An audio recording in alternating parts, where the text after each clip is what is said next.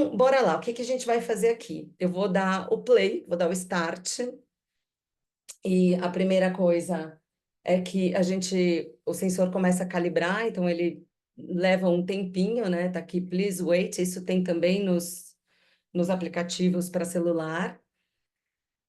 Aqui ele está medindo o pulso, e aqui ele já começa então a apresentar heart rate variability, ou seja, a variabilidade da frequência cardíaca. Então, vocês lembram na aula de coerência cardíaca, quando a gente falava que o coração acelera e desacelera, acelera e desacelera? Então, nossa, parou? Ah, não, tá aqui. Nossa, que foi lá para baixo a onda. Uou! Então, o que que está acontecendo aqui? A gente vai vendo, se fossem aquelas, se a gente pudesse medir a frequência cardíaca instantânea do Luca, né? Ela vai subindo e vai descendo. Então, aqui, por exemplo, é 70, baixou, vai para 65. Agora ele está inspirando, provavelmente está indo para 90, e assim vai, né? Então, ele vai medindo essa frequência cardíaca instantânea e vai desenhando, então, esse gráfico, que é o gráfico da variabilidade da frequência cardíaca. A gente lembra que quanto maior essa amplitude de ondas, então, por exemplo, de 60 aqui até 90, o Luca vai 95, pode ser que vá de 60 até 100 para algumas pessoas, é uma amplitude muito boa. Isso significa um coração muito saudável. Então, essa é uma característica também de pessoas mais jovens. Então, geralmente, as pessoas com um pouco mais de idade tendem a ter uma amplitude um pouco menor, o que também é é um sintoma de atenção quando você pega uma pessoa muito jovem com uma variabilidade muito pequena da frequência cardíaca, tá? É importante que essa amplitude seja grande. E além da amplitude, a gente olha a qualidade das ondas, tudo bem? Então a gente está vendo que as ondas assim também parecem bem organizadas, né? O Luca tá tranquilo, não tá praticando. Tá, você tá fazendo a prática agora? Não, Tá, né? Mais ou menos. É que às vezes a gente tá tão acostumado. Eu fui na doutora Marina para fazer um protocolo e era assim: você tinha que ficar 5 minutos com o sensor sem praticar. Aí você fala, como é que eu não vou praticar? Ou como é que eu faço a minha respiração diferente? Porque a gente já está tão acostumado a respirar nesse ritmo da coerência que você fala, mas como é isso? Mas não lembro mais como é não fazer, sabe? É bem interessante. Mas enfim, então a gente está vendo aqui uma pessoa que já tem um estado de coerência como uma linha de base saudável. Tem aqui, nesse gráfico aqui embaixo, a gente está vendo é, o vermelho, que é baixa coerência, o azul, que é média coerência, e o verde, que é alta coerência, né? Então, aqui também é que ele fala, a coerência tem uma pontuação, né? Os pontos de coerência over time. Então, enquanto essa prática está acontecendo, o Luca ele vai atingindo uma certa pontuação dentro desse gráfico de coerência, né? Aqui ele acabou de acessar baixa coerência e a gente vai vendo que a mudança aqui está vendo 0,5 baixa coerência.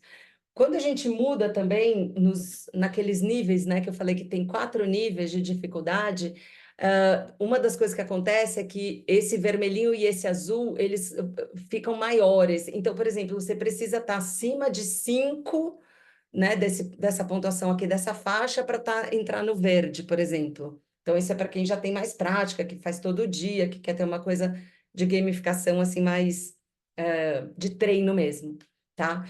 Então, aqui, aí tem um achievement, que é uma pontuação também desta prática especificamente, que aí você pode falar, por exemplo, para um cliente, olha, pratica até você chegar em 200 pontos de coerência.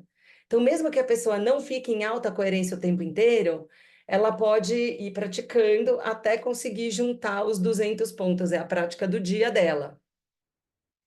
E aí você pode ir vendo né, como é que essa pontuação vai acontecendo ao longo do tempo, quanto tempo, às vezes a pessoa começa a ficar mais em alta coerência, então ela ganha mais pontos em menos tempo. Então, essa história do treinamento mesmo.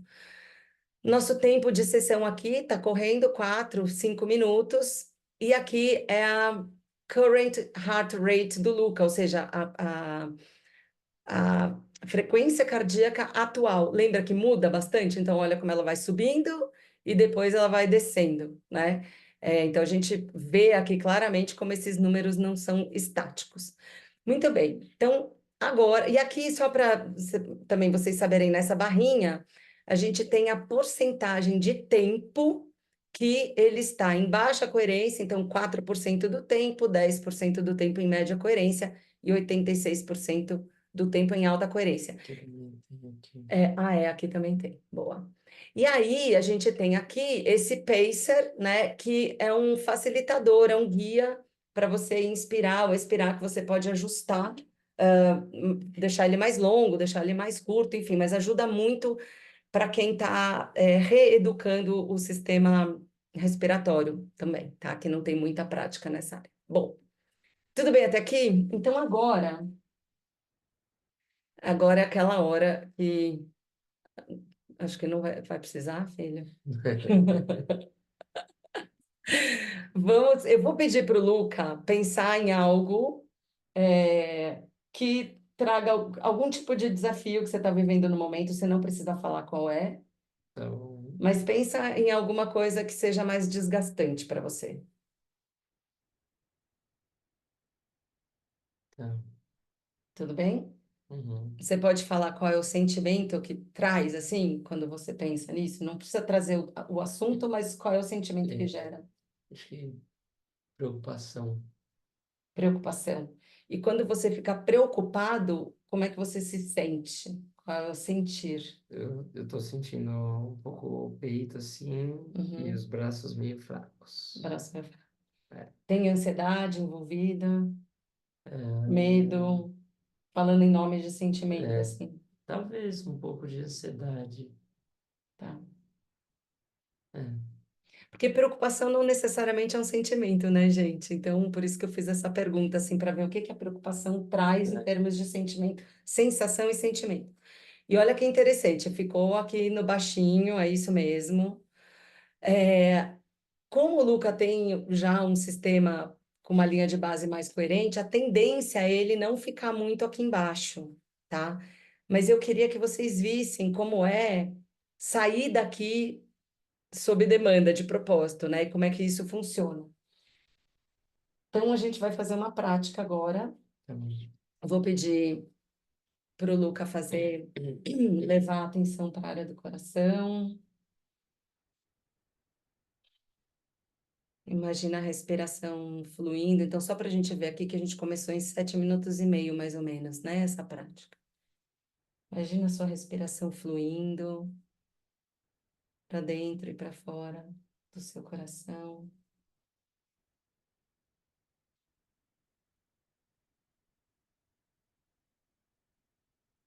Respirando de maneira mais lenta e mais profunda, normal.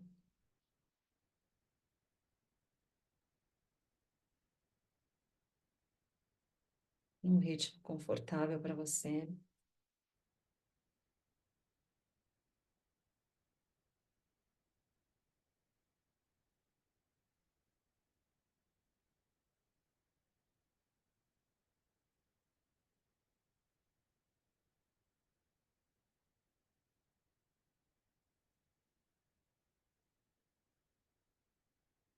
Quando você sentir que for possível, ativa um sentimento regenerador. Pode ser carinho, gratidão, apreciação.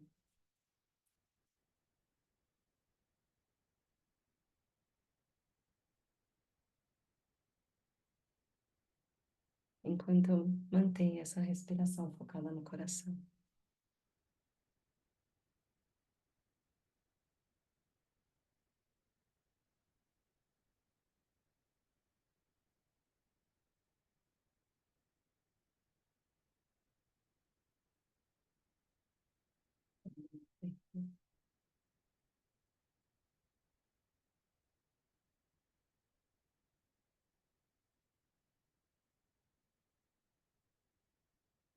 A gente vai praticando sustentar um pouquinho mais essa alta coerência.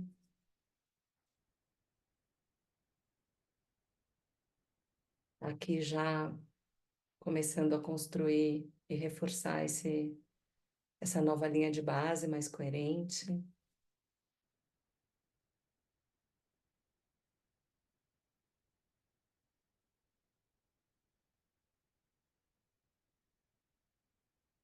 E aqui, gente, olha, o 0,1 Hz, lembra aquela faixa que a Rô mostrou no, no aplicativo? A gente tem aqui toda a energia, né, nessa frequência, dentro desse espectro que é essa luz, essa faixa mais clarinha, de 0,1 Hz.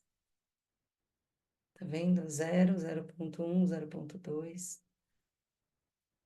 Então, a gente pode mudar aqui também para ver, enfim, tem alguns recursos aqui, né? E aqui é legal a gente ver, né, como isso está se sustentando.